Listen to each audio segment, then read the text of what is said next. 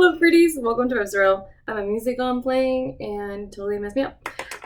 So today I wanted to do a shot mustache kind of, and then a palette bingo with 5 different palettes. So I did this before. I think it was for the spring. I don't remember if I did one for summer or not. We're kind of in a hurry, have to get to work. I do have a green jumper on, so I'm hoping, thank you Gaia, that it it will somewhat match because I really don't want to change clothes. But I'm pulling out my random number generator just to have it ready. So we have the Jaclyn Hill palette. I'm not particularly worried about getting any of these shades except for like one of these corners, which that would be really close. But I think any other shade I can probably make it work because they're relatively neutral. And it's just like those fall vibes is like the warm palette. And even those like blues and purples, I feel like they feel like autumn a little bit. The teals definitely don't, but everything else does. I have my Anastasia Beverly Hills and Jacqueline Aina palette. This to me springs very fall, at least this corner right here. This is definitely a little more spring, but I think this deeper plums kind of remind me a little bit of fall. So that's kind of what I'm feeling this fall. Now this one's an oddball, and I'm a little scared what we're gonna get, but it's my So Jaded palette. Because we can end up anywhere, but this screams false to me. These like greens, warm tones, even these darker blues. So yeah, also it's my favorite palette, so I'm just glad to use it because I haven't really touched it too much this year. One that was a little surprised that I even chose is this one right here, just because I've not been into this orangey red tones lately, but I really like this palette. I just wanted to give a little some love, and this definitely fall. If those are definitely like an epitome of fall palettes, that would be it. And then I did pull out my Raw Beauty Christie as well, but I'm not going to do the colorful side. I really only want to do the this side right here. Not that I wouldn't mind using the other side, but I'm only going to really focus on this side for this palette bingo at least. So let's start generating some shades. Let's see. So for the Raw Beauty Christie palette, that's 9 shades. So 1 to 9 generate. We got 9. Oh, I think I know what it is. Good. Okay, so it's a really warm tone brown right here. So I'm going like that. So 1, 2, 3, 4, 5, 6, 7, 8, 9. So it's this deep brown right here. Okay, so far so good. The Yes Please palette from ColourPop is 12 shades. So generate 6. 1, 2, 3, 6 right here. That's a good shade though. So far those match really well. Okay. For So Jaded, it's technically 30 shades, although I do have 3 shades that are not there anymore, but hopefully we won't out in any of those. 10. Okay. What's 10? 1, 2, 3, 4, 5, 6, 7, 8, 9, 10. Yes. Okay, so it's like a dirty mustard shade. I think those would fit really well together. Okay, so far so good. ABH, that's 14 shades. Generate 13. Let's see what we got. It's a green. Yes, because it's gonna match my outfit. Oh, thank goodness. We can make this work. So far, this is pretty straightforward. Like, okay, Jaclyn Hill, don't fuck this one up. Okay, 35 shades right here. Generate 15. Please let it be a nice matte. That's not so crazy. 1, 2, 3, 4, 5, 6, 7, 8, 9, 10, 11, 12, 13, 14, 15. Okay. Okay. I can make this work. Okay. I'm really not sure how I'm going to fit that shade in specifically, but I know how I'm going to fit all the other shades in. So let's start out with that So Jaded palette. And all my brushes are dirty AF. I need to wash my brushes. Oh my lord, I need to wash my brushes so bad. This one seems clean enough. I don't think I've used it. Okay. Alright, let's do this. I'm gonna go with that shade. It's Citrine? I can't. Right here. This one. Just gonna... Where's my mirror? I know I took out my mirror before I got started on this. But yeah, I'm gonna get a little closer. Hopefully my dogs won't jump in front of me or behind me. Bless you, Gaia. I have already primed and set my eyelid. And we're just gonna try to do a really easy, simple look. But isn't that, I just love this shade. And look how easily it blends. I really do love the formula from ColourPop. If you saw my video, I did a video ranking or analyzing all of my eyeshadow formulas that I've ever tried. And surprisingly, a lot of you guys agreed that ColourPop was pretty high up there. And I say surprising because I know a lot of people say that they're really inconsistent. And maybe it's because I never quite buy palettes from them, like I rent them. I mean, I have like once or twice, but I own a lot of ColourPop palettes, and I always take my sweet ass time before I buy them because I want to make sure I'm getting the right palette, just because they drop so much. I want to see a lot of tutorials, I want to see videos about it, I want to look at the color story, I want to see if I have that same color story somewhere else. So I'm always analyzing that color story. And I'm hearing reviews. If the reviews are bad, I'm like, okay, well, I'm not gonna bother with that palette. So I don't usually like jump the gun on that one. I have twice. I remember clearly it was a Wild's Nothing palette as well as the Raw Beauty Christie. I immediately bought those. The Raw Beauty Christie color story was right up my alley.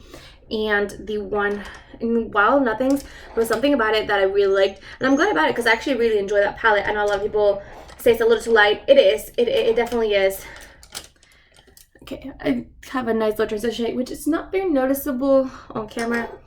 Maybe I should add a little more. Okay, I think I'm going to add a little more. Just like right in the crease. So, anyway, what I'm trying to say is I really like the ColourPop formula. Granted, I don't disagree with you guys. I'm sure there's a lot of palettes that are like that can be inconsistent from them just because they drop so much. But if you just take your time, do your research, I think you'll do just fine. Because I think the good ones are really good. At least all the ones I've tried. Okay, so that's everything for some Jade. Perfect transition shade, thank you. My favorite palette. If I can just put you back, there you go. I am gonna bring it out this fall. I'm so excited for it. I know I got that yellowy shade, but I'm gonna go with the outer corner shade because I think that's just the perfect outer corner shade right here. I have my little brush right here. Ooh, look at that, that's so pigmented. Ooh, scary. Just gonna put it right in the outer corner. Nice. Now, the tricky part's gonna be actually trying to combine all of these shimmer shades, because I thought the green and the gold would go really well together, but it's because the shade, I think it's called Obsessed. Yeah, Obsessed, that's the one I got. Obsessed is a very cool tone kind of shade, so I feel like that one's gonna clash a little bit, but we'll figure it out. Anyway, on a different topic, one that I honestly have been wanting to talk to you guys about it, because I feel like if you're on YouTube, you know who the Try Guys are. I've been watching the Try Guys since before they went independent, when they were still on BuzzFeed, which most of us have, because they were just so popular. I will say though, I haven't watched BuzzFeed nearly as much since the Try Guys and also Sophia left, and then Quinta left too. And so once all of them left, I was like, eh. So I'm not up to date with what's going on over there, but sorry guys, blind to you. But anyway, I'm sure you guys noticed the announcement, or you guys know about the announcement that the Try Guys are parting with Ned. Apparently he had an affair with Alex, which was one of their Food Babies editors and producers, and I was just like, what? I was shocked, especially like how I found out about it. You guys know I don't usually gossip, but when my boyfriend calls me at work to tell me gossip about the Try Guys, I was like, something happened here, and it was real bad. And so I, of course, when looking and found all the information, from what I found online, it looks like her fiance, because she was engaged, they have made a couple of like what's it called, engagement videos or wedding videos, where she was involved, because she was engaged, her, YB, and obviously Zach were all engaged to get married, so Maggie as well. So they had some videos up about like marriage and like trying wedding dresses and stuff like that, and like bridesmaids dresses and whatnot. So I just thought it was, you know, like she was definitely engaged. We all knew it. It was just shocking, I think. Sorry guys, but I have to check. These two blended into each other so nicely. That's so good. Anyway, so I was a little shocked when the whole thing went down. Not gonna lie, I was like, what do you mean? Because Nuts was always the guy that was known for the wife guy. Like he took every opportunity, even when he was in BuzzFeed, to talk about, God damn it, Kaya, to talk about his wife. Every opportunity was a good chance to talk about her. He obviously had kids. They had so much content about them. She was always on their channel. She was on the Try Wives podcast, which I do listen to occasionally. So I think it was just like, they have a cookbook together. Everyone was just shocked because he was so always known for the wife guy, you know? I'm really curious to know, because they said in their post that there was an internal,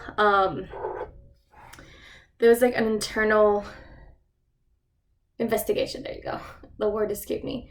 There was like an internal investigation they did. I wonder what that was about.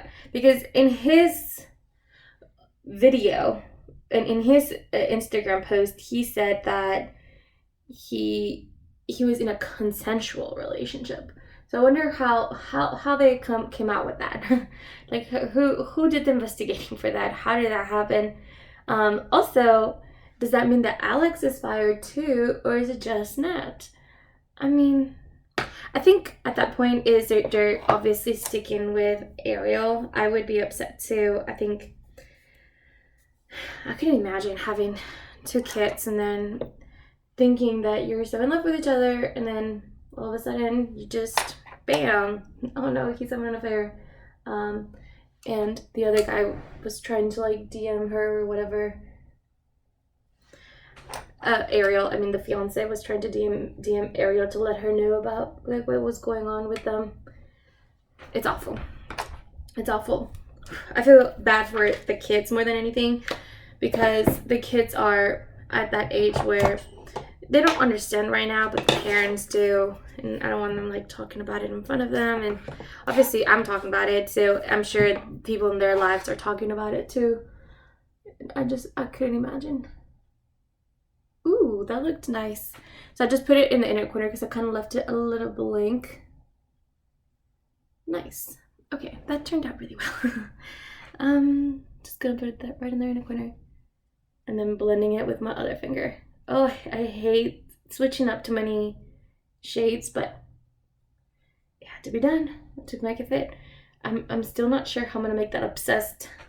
Maybe if I go really light-handed and I put it in the inner corner, it might just work out, because I'm gonna put that yellowy mustard shade on my lower lash line. Okay, so I'm gonna go do the rest of my face. BRB. Okay, I pretty much did almost all my face. We're just gonna wrap this up. I did my mascara, did my bronzer, blush, highlighter, and everything else. Okay, I'm just gonna go with that yellowy shade and just kind of put that over the lower lash line. My concealer is creasing a little bit on this side, but it should go away once I do this. And that's it. Just gonna, I feel like that doesn't have as much impact as I was wanting it to. Maybe I shouldn't have tapped it out. So I'm not gonna tap it out. I'm just gonna really pack the color in. Bam! That's so much better. But look at that look. That green and yellow blended right into that brown perfectly, and I think it's also blending into my crease really well, because we put a lot of that like champagne gold in the outer corner. And I just tapped my brush, didn't I? After I just said I shouldn't have done that. Okay, there you go. All right, and I'm gonna wear my Fenty gloss. I'm just not gonna put it on just yet because I haven't finished my tea. And I want to finish my tea before I do that. But I think that blended really nicely into each other. So I'm gonna grab this little flat brush. Yes, it's dirty. We all know it is. I already said it. I also put a bit of a cream liner in my waterline. Because I definitely feel like you could recreate this with a different palette. I don't think you need this specific palette. Alright, we're gonna grab a little bit. Hi Gaia. We're gonna grab a little bit of that Obsessed shade. Thank you, Mama. And just kind of put it right here. Oh, yes. Okay, that worked. That worked really well. And I don't feel like I need to put it in my brow bone, just my lash line. So we're doing that. Okay. I was worried that it would be too pigmented. I feel like if I would have watered it, it would have been too much. But if it's just like that, it's great. And look, they just blended all right really nicely into each other. Nice. So I'm gonna do this. I just gotta spray my face and put a little bit of my brow gel. And I am all done. Gotta head to work. And then I'll just post this video when I come back. So expect it a little late, but that's okay. There you go. Bam, bam. And then I always do this, which is just tap everything in. Makes it look a little bit more natural. Nice. And my little thing is not as noticeable as it was before, the little bruise I had from earlier. So that's good. Okay, that is the look. Please don't forget to like and subscribe, and I'll see you guys in the next one. Bye guys.